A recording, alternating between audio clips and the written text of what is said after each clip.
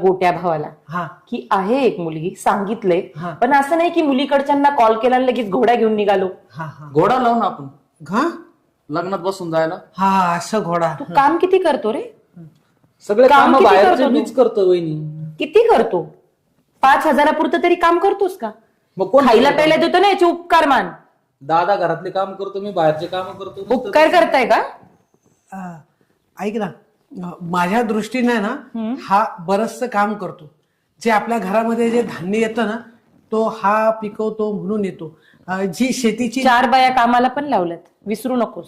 हो, पण ते तुला हजेरी लावल्याशिवाय त्या ज्या 4 बाया आहेत ज्या आपण ठेवलेल्या आहेत कामाला, त्या बाया तुझ्या धाकानी सारख्या ये जा करत असतात.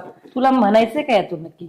म्हणायचं असं आहे की ज्या वेळेस तू इथे नसतेस, माहेरी असतेस, कुठं फिरायला